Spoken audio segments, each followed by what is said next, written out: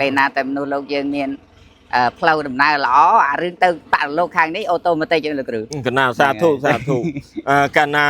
ធ្វើនេះដើម្បីចង់ឲ្យបានសេចក្តីសុខដល់ប្រជាពលរដ្ឋទូទៅសាធុអញ្ចឹងកាលណាយើងឲ្យសេចក្តីសុខដល់អ្នកដទៃមានន័យថាបកណាប្រគុណម្ចាស់ក្តីខ្ញុំកណាក្តីកំពុងតែមានពូជសុខ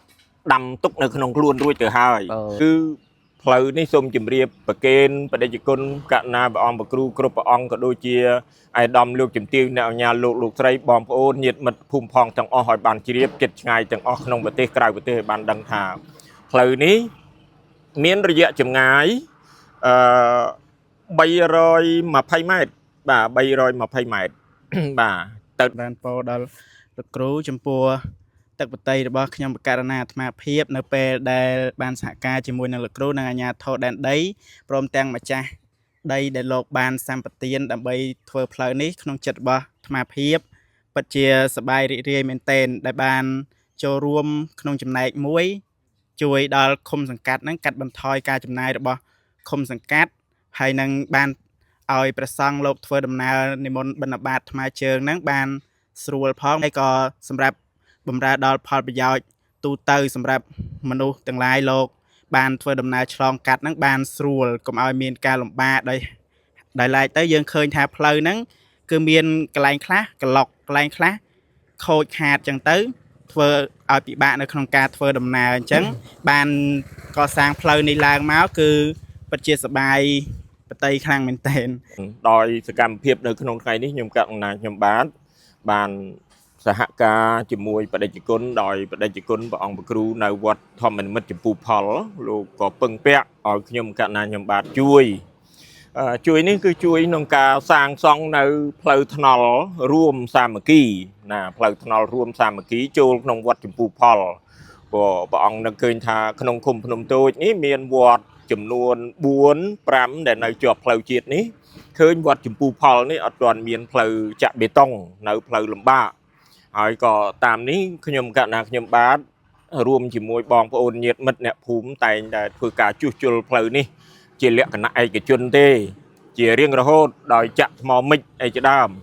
តែឥឡូវដោយគុណសំណូមពរឲ្យជួយចាក់ផ្លូវបេតុងនេះខ្ញុំកណាក៏ទោះបីយ៉ាងណាសេដ្ឋកិច្ចលាក់ចុះដុនដាបតែក៏សុខចិត្តស្ម័គ្រចិត្តជួយចូលរួមជាមួយព្រះអង្គហើយតែសូមឲ្យព្រះអង្គក៏ជួយជាជំហរទៅតាមនឹងណាដែលជាបឋមខ្ញុំកណ្ណាសូមនមស្ការក្រាបថ្វាយបង្គំចំពោះព្រះធេរានុធេរៈគ្រប់ព្រះអង្គសូមថ្វាយបង្គំចំពោះព្រះអង្គគ្រូចៅអធិការវត្តធម្មនិមិត្តចម្ពូផលហើយចម្រើនពរលោកគ្រូតូចសេងវនណាឃើញមានការសកម្មជាមួយនឹងការងារទាំងអស់នេះលោកគ្រូកំពុងតែសាងសង់ថ្នល់មែនលោកគ្រូផ្លូវចូលក្នុងវត្តអញ្ចឹងលោកគ្រូអាចរៀបរាប់ថាការខ្វះខាតយ៉ាងម៉េចដើម្បីតំណាក់តំណងជាមួយលោកគ្រូចៅអធិការក៏ដូចជាពុទ្ធបរិស័ទនៅទីនេះដើម្បីចូលរួមកសាងផ្លូវនេះបានអញ្ចឹងអញ្ជើញលោកគ្រូកណាសាធុអង្គគ្រូផៃសុផានកណាព្រះអង្គបាននិមន្តមកឃើញសកម្មភាពផ្ទាល់ក្នុងថ្ងៃនេះខ្ញុំបកណាលឹមប៊ុនលីហៅសេងវនណាលឹមប៊ុនលីហៅសេងវនជាសាស្ត្រាចារ្យហើយបច្ចុប្បន្នបរៀននៅវិទ្យាល័យភ្នំធំនៅក្នុងស្រុកមង្គលបុរីនេះតែបច្ចុប្បន្ននេះខ្ញុំកណាខ្ញុំបាទមានទីលំនៅឋានភូមិវត្តថ្មីឃុំភ្នំតូចស្រុកមង្គលបុរីខេត្តបន្ទាយមានជ័យហើយក៏នៅជិតនឹងវត្តធម្មនិមិត្តចម្ពូផលណាវត្តធម្មនិមិត្តចម្ពូផលដែលនៅក្នុងភូមិវត្តថ្មីឃុំភ្នំតូចស្រុកមង្គលបុរីខេត្តបន្ទាយមានជ័យហើយដោយឱកាសពេលនេះដែលព្រះអង្គនិមន្តមកតតឃើញនេះសូមជាបឋមខ្ញុំសូមក្រាបថ្វាយបង្គំបកណាគុណចាស់គ្រប់ព្រះអង្គធេរានុធេរៈគ្រប់ព្រះអង្គជាទីគោរពសក្ការៈទូទៅហើយនឹងសូមគោរពអាយដាមលោកជំទាវអ្នកអង្គញាលោកស្រីបងប្អូនញាតិមិត្តជិតឆ្ងាយទាំងអស់ជាទីគោរពរាប់អានដោយសកម្មភាពនៅក្នុងថ្ងៃនេះខ្ញុំកណាខ្ញុំបានសហការជាមួយបដិជគុណដោយបដិជគុណព្រះអង្គប្រគ្រូនៅវត្តធម្មនិមិត្តចម្ពូផលលោកក៏ពឹងពាក់ឲ្យខ្ញុំកណាខ្ញុំបាទជួយនេះគឺជួយក្នុងការសាងសង់នៅផ្លូវថ្នល់រួមសាមគ្គីណាផ្លូវថ្នល់រួមសាមគ្គីចូលក្នុងវត្តចម្ពូផលព្រោះព្រះអង្គនឹកឃើញថាក្នុងឃុំភ្នំតូចនេះមានវត្តចំនួន4 5ដែលនៅជាប់ផ្លូវជាតិនេះឃើញវត្តចម្ពូផលនេះអត់ទាន់មានផ្លូវចាក់បេតុងនៅផ្លូវលំបាក ហើយក៏តាមនេះខ្ញុំកណ្ណាខ្ញុំបាទរួមជាមួយបងប្អូនញាតិមិត្តអ្នកភូមិតែងតែធ្វើការជួសជុលផ្លូវនេះជាលក្ខណៈឯកជនទេជារៀងរហូតដោយចាក់ថ្មមិចអីជាដើមតែឥឡូវដោយគុណសំណូមពរឲ្យជួយចាក់ផ្លូវបេតុងនេះខ្ញុំកណ្ណាក៏បាទក៏ទោះបីយ៉ាងណាសេដ្ឋកិច្ចលាក់ចុះដុនដាបតែ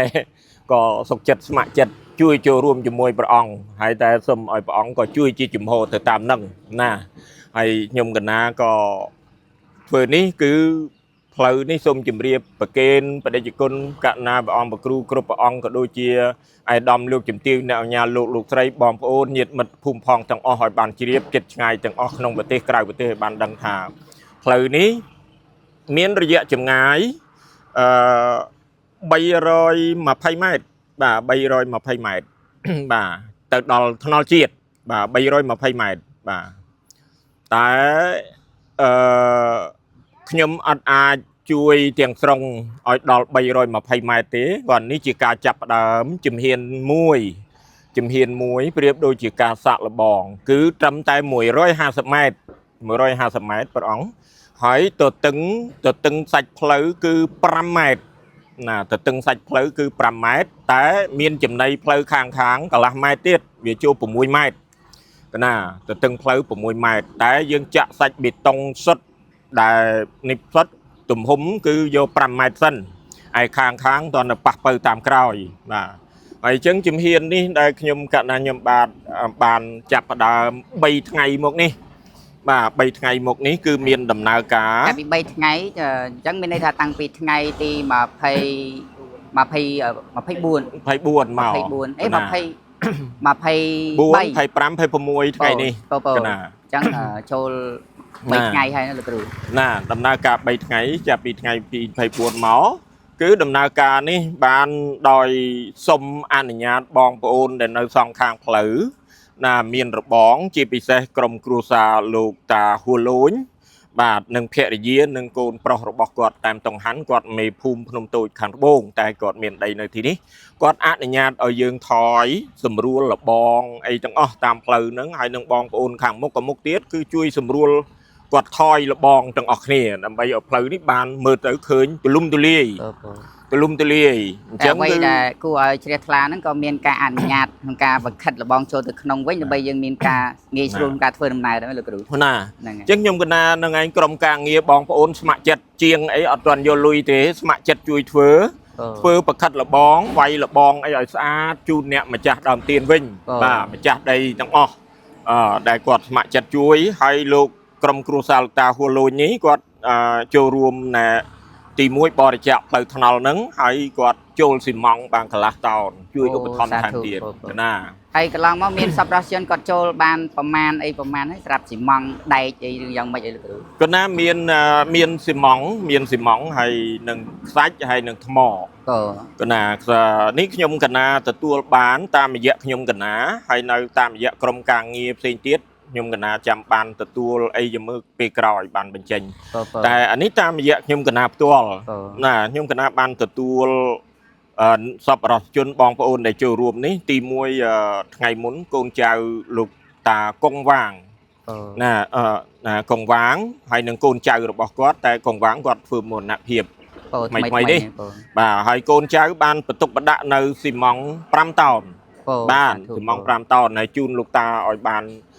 ទទួលផលបុណ្យនេះសូមឲ្យបុណ្យនេះជួយទ្រទ្រង់លោកតាឲ្យបានទៅកើតសុគតិភពបាទទី2គឺលោកអឿងសារិនព្រមទាំងកូនចៅដែលគាត់ផ្ទះនៅជាប់សងខាងផ្លូវនេះដែរកូនចៅរបស់គាត់5 នាក់គឺស៊ីម៉ង់5 តោនបាទទី3គឺលោកតាឈៀងឆែហ្នឹងអ្នកម្ចាស់កសាងវត្តនេះផ្ដើមកសាងវត្តនេះវត្តធម្មនិមិត្តចម្ពូផលតែអ្នកខ្លះគេអត់ស្គាល់គេហៅវត្តលោកតាឆែចាមែនទេតែគេហៅតាមឈ្មោះគាត់ឯកសាងអញ្ចឹងលោកតាឈៀងឆែនេះគាត់ចូល2 តោនស៊ីម៉ង់2 តោនបាទហើយមួយទៀតលោកទី4លោកឡាវឈិញនេះគឺគាត់មានដីនៅជាប់តាមផ្លូវនឹងដែរណាលោកឡាវឈិញព្រមទាំងភរិយានិងកូនគាត់ចូលស៊ីម៉ង់2 តោនដែរណាបាទហើយទី5លោកចៅលិញឈិញនេះគាត់ជាជំទប់ទី1ក្រុមប្រឹក្សាឃុំភ្នំតូចយ៉ាងនេះណាហើយគាត់ស្ម័គ្រចិត្ត chăm quạt một chuối cân bằng hạt lâu ní ỏi một nâng ỏi chạ giáp hãy quạt chul thì mong mùi tòn phò អូសាធុបង ហើយទី6លោកអៀបិនរ៉េតនេះគាត់ក្រុមប្រឹក្សាឃុំដែរបាទក្រុមប្រឹក្សាឃុំភ្នំតូចនេះគាត់ចូលរួមស៊ីម៉ង់1តោនផងដែរ សាធុ ទី7លោកឈៀងបញ្ញានិងអ្នកស្រីលើយចិន្តាកូនលោកតាឈៀងឆែហ្នឹងគាត់ចូល1តោនស៊ីម៉ង់1តោនបណ្ណាហើយទី8ខ្ញុំកណ្ណាខ្ញុំបាទហ្នឹងណាលីមប៊ុនលីហៅលោកគ្រូសេងវ៉នហ្នឹងគឺនឹងភរិយាស៊ីម៉ង់2តោន អូសាធុ ណា2តោនហើយទី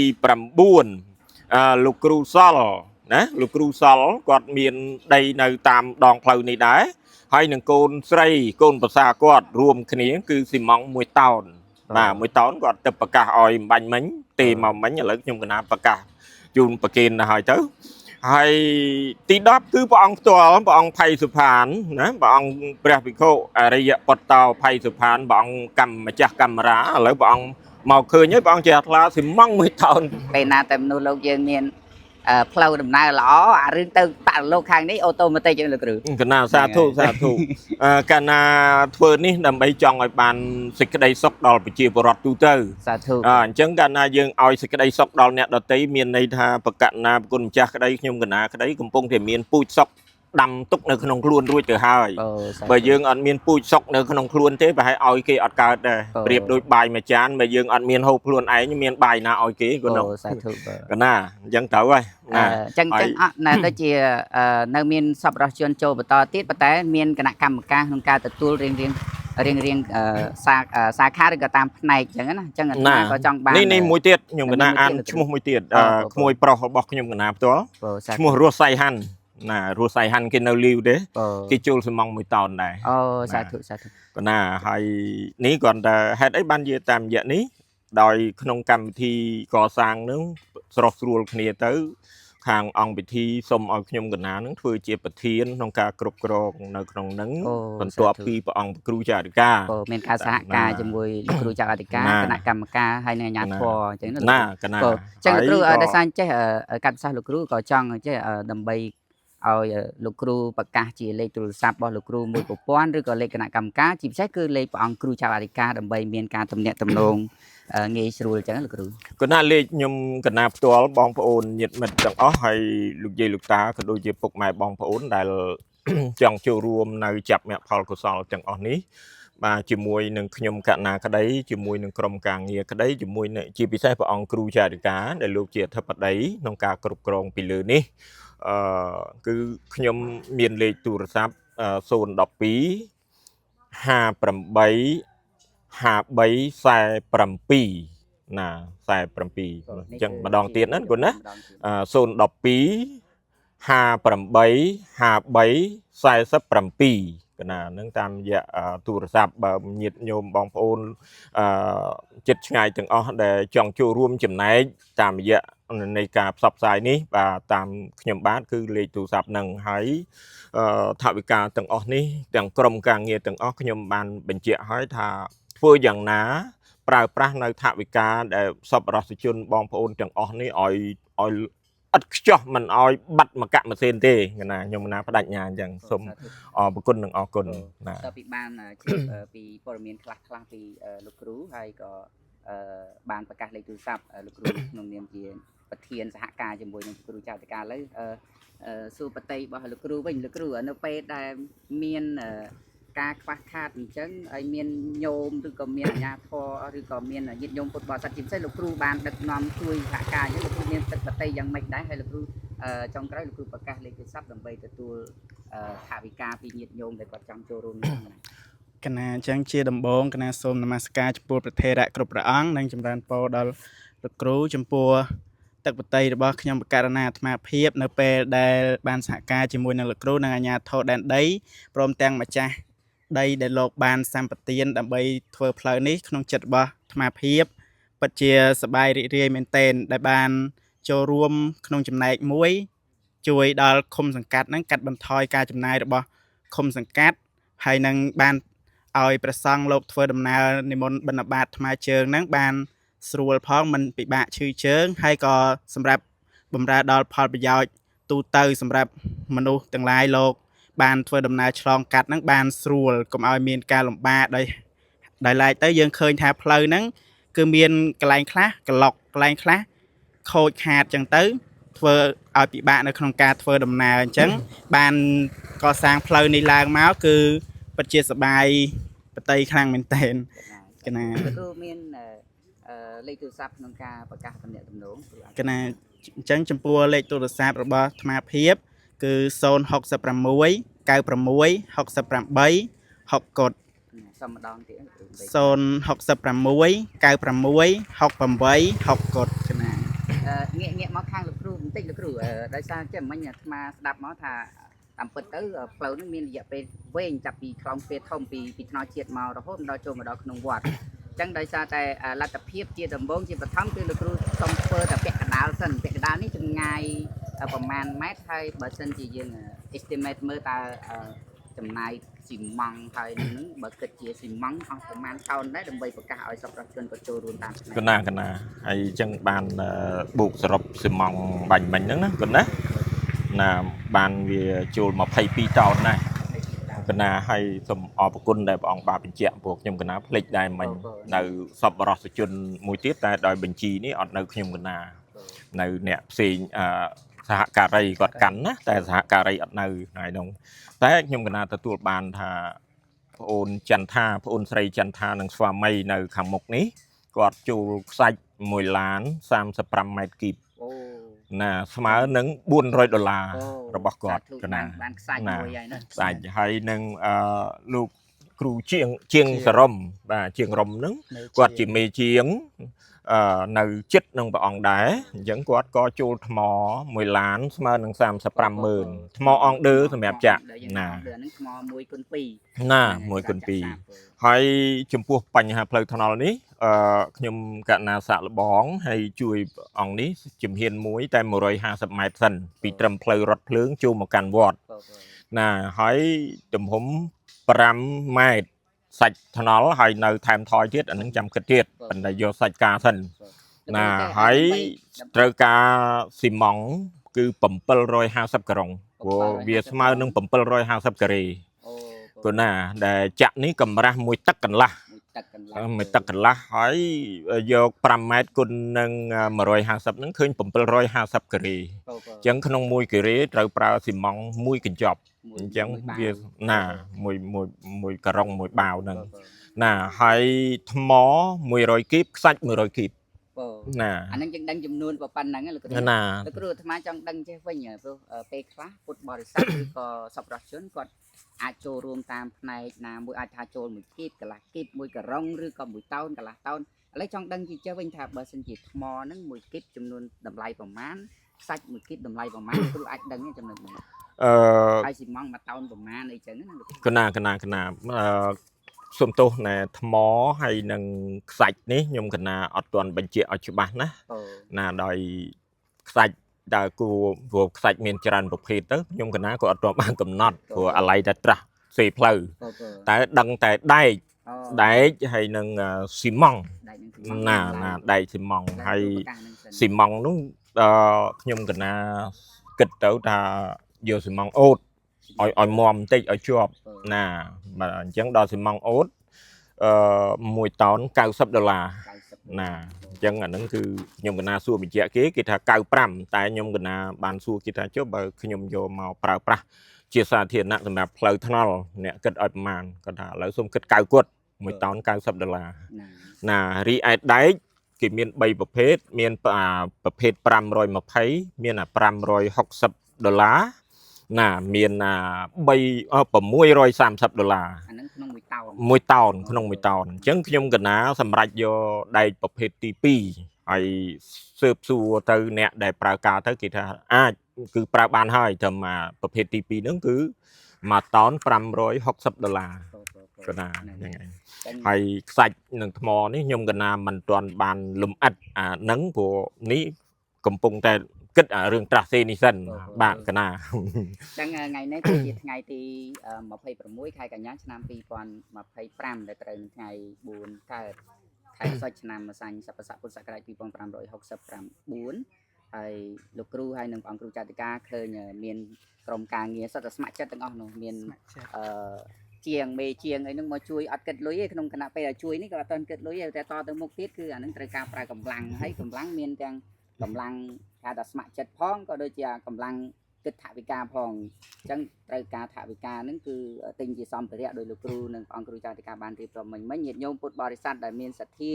ជ្រះថ្លាក្នុងប្រទេសនិងក្រៅប្រទេសអាចធ្វើការទំនាក់ទំនងតាមប្រព័ន្ធលេខទូរស័ព្ទរបស់លោកគ្រូហើយនិងព្រះអង្គគ្រូទាំងពីរប្រព័ន្ធនឹងបានអញ្ចឹងដោយសារតែពេលវេលាប៉ុណ្ណឹងទុកពេលវេលាលោកគ្រូជួយការងារនឹងបន្តទៀតណាហ្នឹងហើយ គណៈអរគុណព្រះអង្គហើយនឹងឯងពុទ្ធបរិស័ទដែលជួយរួមទាំងអស់តាមសទ្ធាតាមលទ្ធភាពអញ្ចឹងទៅអ្នកតាមនឹងមិនគិតទៅគិតប៉ុណ្ណេះអីប៉ុណ្ណោះអីទេណាអញ្ចឹងជាទូទៅហើយអរគុណណាស់ដែលព្រះអង្គបានមានឱកាសជួយណា